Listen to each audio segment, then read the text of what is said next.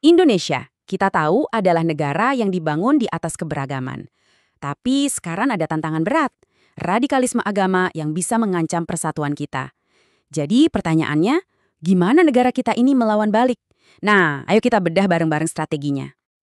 Ini dia, pertanyaan intinya.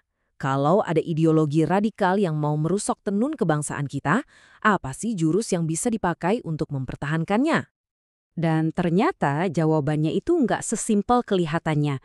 Ini bukan cuma satu solusi, tapi sebuah strategi yang berlapis-lapis, yang dijalin dari hukum, keyakinan, dan bahkan sejarah bangsa kita sendiri. Oke, sekarang kita selami dulu ya masalahnya.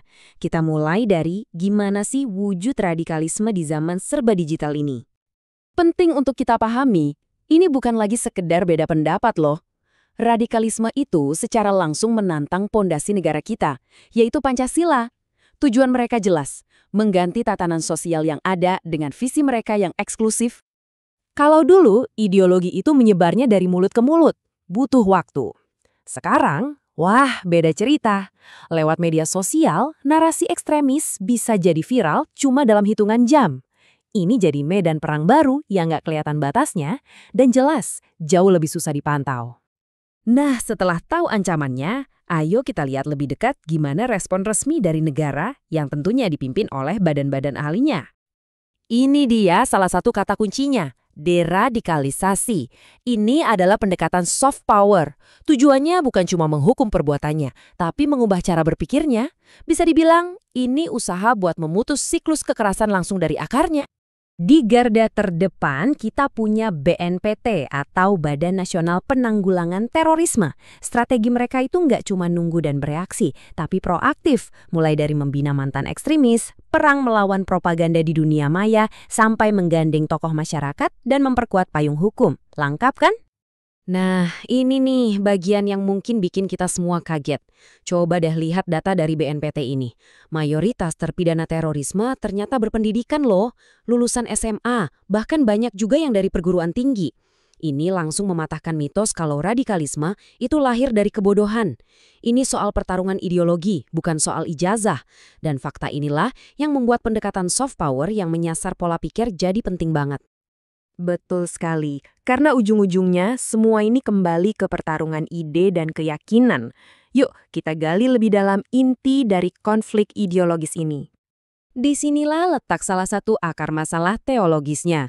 Kelompok ekstremis itu sering banget menyalahgunakan konsep takfir atau gampangnya mengkafirkan orang lain. Mereka pakai ini sebagai senjata, padahal bagi Islam arus utama, takfir itu adalah vonis yang sangat serius dan gak boleh diucapkan sembarangan. Biar kita kebayang kenapa ini serius banget, takfir itu bukan sekedar julukan. Ini adalah sebuah vonis yang punya konsekuensi hukum dan sosial yang berat. Bisa membatalkan pernikahan, hak waris, dan status seseorang di masyarakat. Jadi ini bukan main-main. Terus gimana cara melawannya? Nah, lembaga kayak Majelis Ulama Indonesia atau MUI, mereka membangun semacam benteng teologis. Mereka menetapkan syarat-syarat yang super ketat, seperti yang bisa kita lihat di sini. Aturan ini pada dasarnya membuat hampir mustahil bagi individu untuk asal-asalan melabeli orang lain kafir. Oke, dari detail teologi yang cukup spesifik tadi, sekarang kita coba lihat gambaran yang lebih luas ya, yaitu visi proaktif untuk membangun masyarakat yang toleran. Karena strategi terbaik itu bukan cuma bertahan, tapi juga menawarkan ide yang lebih baik. Inilah dia, moderasi beragama.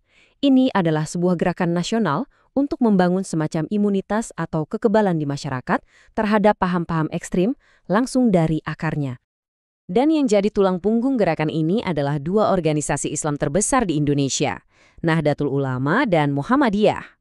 Walaupun pendekatannya mungkin beda, NU dengan pendekatannya yang lekat dengan budaya, dan Muhammadiyah dengan fokusnya pada modernitas dan pendidikan, tapi tujuannya sama, memperjuangkan Islam yang moderat dan toleran.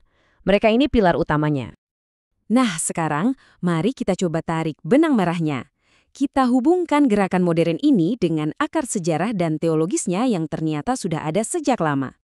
Coba lihat lini masa ini. Ini bukti kuat kalau prinsip-prinsip toleransi dan hak asasi manusia itu bukan barang impor dari Barat. Konsep-konsep ini sudah jadi bagian dari sejarah Islam lebih dari 1.300 tahun sebelum PBB mendeklarasikannya. Jauh lebih dulu. Dan semua itu akarnya ada di mana? di konsep fundamental rahmatan lil alamin, yang artinya rahmat bagi seluruh alam.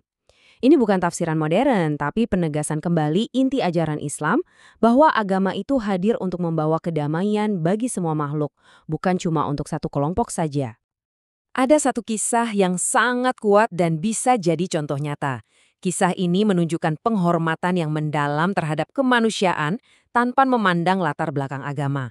Ini adalah bukti dalam tindakan, bukan sekedar kata-kata, dan inilah inti dari moderasi beragama.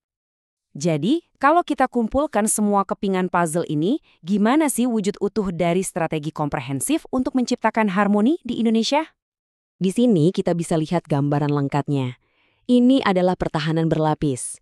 Ada negara lewat penegakan hukumnya, ada para ulama yang menjaga dari sisi teologis, ada masyarakat sipil yang terus menggaungkan moderasi, dan semuanya dikuatkan oleh akar sejarah yang kokoh.